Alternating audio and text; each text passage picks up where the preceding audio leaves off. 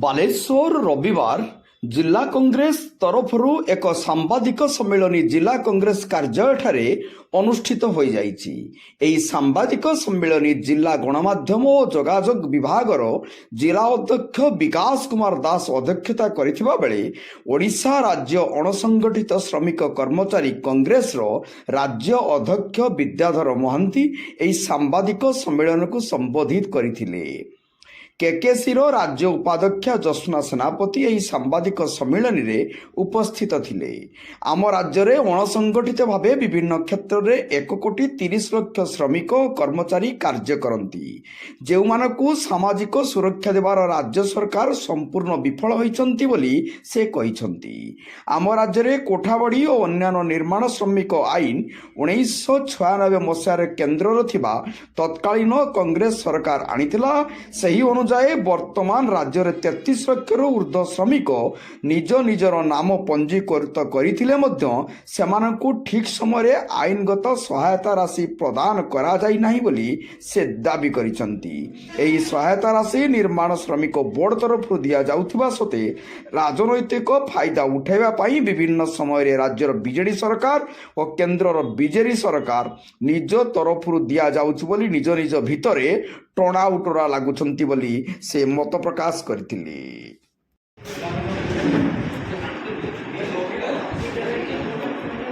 Sir ଆମର ଗୋଟେ ପ୍ରଶ୍ନ ଥିଲା, ବାଲେଶ୍ୱର ବନ୍ଦ ଥିବା ଶିଳ୍ପାଞ୍ଚଳ ଗୁଡ଼ିକ ଶିଳ୍ପାନୁଷ୍ଠାନ ଯେଉଁ ବନ୍ଦ ରହିଯାଇଛି ସାର୍, ସେ ଖୋଲିବ କି କଂଗ୍ରେସ ଯଦି ଆସେ? ଆମେ କ'ଣ କରିବୁ? ଆପଣମାନେ ଜାଣିଛନ୍ତି ତତ୍କାଳୀନ ଓଡ଼ିଶାର ମୁଖ୍ୟମନ୍ତ୍ରୀ ଜାନକୀ ବଲ୍ଲଭ ପଟ୍ଟନାୟକ ବେଳେ 1000 ଦିନରେ 1000 କୋଟିରେ 1000 ଦିନ ମଧ୍ୟରେ 1000 କୋଟି ଶିଳ୍ପ ରୂପାୟନ କରିବା ପାଇଁ ଦିଆହେଇଥିଲା ସ୍ଲୋଗାନ।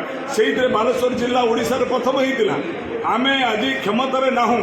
କ୍ଷମତାରେ 24 ବର୍ଷ ନଥିବା ବେଳେ ଯେଉଁମାନେ କ୍ଷମତାରେ ଥିଲେ ସେମାନେ ବାଲେଶ୍ୱର ଜିଲ୍ଲାକୁ ଅଣଦେଖା କାହିଁ କରିଛନ୍ତି? ଆମର ପ୍ରତିନିଧି ଯେଉଁ ଜାଗାରେ ଅଛନ୍ତି, ଆମେ ନ ହୋଇ ରାଜରାସ୍ତାରେ ବିଭିନ୍ନ ଜାଗାରେ ଦାବି କରିଛୁ। ବାଲେଶ୍ୱର ପୂର୍ବ ଗୌରବ, ବାଲେଶ୍ୱର ପୂର୍ବ ଇତିହାସ, ବାଲେଶ୍ୱର ଶିଳ୍ପାୟନରେ ରାଜ୍ୟର ଯେଉଁ ପ୍ରମୁଖ ଭୂମିକା ନେଇଥିଲା ଆକୁ ପୁନରୁଦ୍ଧାର କରାଯାଉ। ଇଏ କରାଯାଉନି।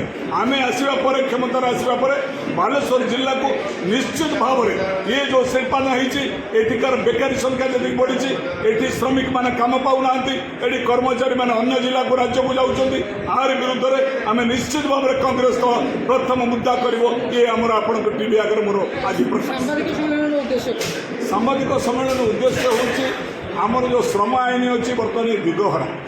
ଆମେ ଯେଉଁ ଆଇନ ଆଣିଥିଲୁ 1996 ମସିହା ନିର୍ମାଣ ଶ୍ରମିକ ଆଇନ, 2008 ଅଣସଂଗଠିତ ଆଇନ, 2014 ଉଠା ଦୋକାନୀ ଆଇନ, 2005ରେ ଆମେ ଆଣିଥିଲୁ ଆପଣଙ୍କର ମନରେଗା ଆଇନ। ଇଏ ସମସ୍ତ ଦିଗହରା। ଏ ଦିଗହରାକୁ କାର୍ଯ୍ୟକାରୀ ସଠିକ୍ ମାର୍ଗରେ କରିବା ପାଇଁ ଇଏ ଆଜିର ସାମ୍ବାଦିକ ସମ୍ମିଳନୀର ମୁଖ୍ୟ ପ୍ରସଙ୍ଗ। ବାଲେଶ୍ୱରରେ ଯାହା ଦେଖାଯାଉଛି ଯେ କଂଗ୍ରେସ ବିଭିନ୍ନ ଭାଗରେ ବିଭକ୍ତ ହୋଇଯାଇଛି, ତାର ଅସର ପଡ଼ିବ କି ଆସନ୍ତା ନିର୍ବାଚନରେ? କିଛି ପଡ଼ିବ ନାହିଁ। ମାନେ ମଇଁଷି ସିଂହ ଫଟା ଝୁଝିଲା ବେଳକୁ ଗୋଟା।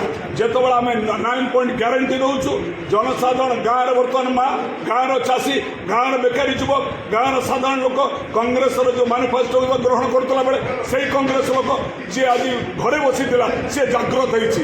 ମଇଁଷି ସିଂହ ଫଟା ଝୁଝିଲା ବେଳକୁ ଗୋଟା। ଏ ନିର୍ବାଚନ ଆମେ ଏକ ହେଇ ଲଢ଼ିବୁ। ଏ ଆମର ପ୍ରୟାସ। ଧନ୍ୟବାଦ।